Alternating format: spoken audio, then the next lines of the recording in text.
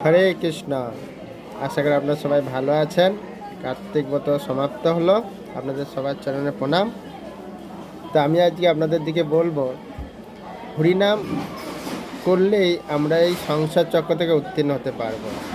আবার কীরকম করলে আবার এই সংসার চক্রের মোহে আবদ্ধ হয়ে যাবে, একটু মন দিয়ে শুনুন। যখন আমরা হরিনাম করব, অপরাধ মুক্ত হয়ে যখন নাম করবো না, তখন আমরা এই সংসার চক্র থেকে উত্তীর্ণ হতে পারবো।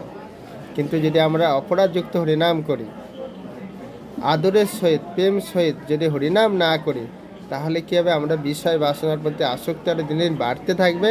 তখন আমাদের পুনরায় আবার এই সংসার চক্রে আবদ্ধ হতে হবে। তাই আমাদের ভাবতে হবে, আমরা এই জীবনে অনেক কিছু পেয়েছি আগে থেকে, সব কিছু, কিন্তু এই হরিনাম পায় না। তাই গুরুদেব সাধুসঙ্গের কৃপার মাধ্যম দিয়ে আমরা সেই সুযোগ পেয়েছি। এই জিভা দিয়ে অনেক খারাপ কথা বলেছি, অনেক কুখাদ্য খেয়েছি, নিজের ইন্দ্রতৃপ্তির জন্য অনেক কিছু করেছি জিভা দিয়ে।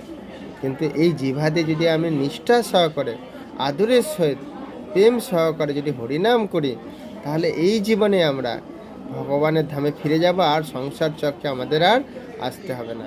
কিন্তু আমরা যদি হরিনাম করতে করতে কথা বলি, অন্যের নিন্দা করি, বা হরিনামের প্রতি যদি কোনো রুচি না হয়, করবো হেন, করতেছি করবো হেন, এরকমভাবে যদি করি, তাহলে কী হবে, আমাদের অপরাধ হবে। তখন আমাদের কী হবে, নাম যশ প্রতিষ্ঠা, সংসারের প্রতি মোহ, বিশ্বাসে বাসনা, এগুলো দিনে দিন বাড়তে থাকবে। তখন আমাদের কী হবে, ভগবান থেকে আমরা দূরে চলে যাব, আবার আমাদের এই সংসার চক্রে ফিরে আসতে হবে। তাই আপনাদের কাছে বিনয়ভাবে অনুরোধ করছি, আমি চাই না আপনার সংসার চক্রে আসুন, শুদ্ধভাবে হরিনাম করুন, ভগবানের কৃপা লাভ করুন, ভগবানের কাছে ফিরে যান। হরে কৃষ্ণ।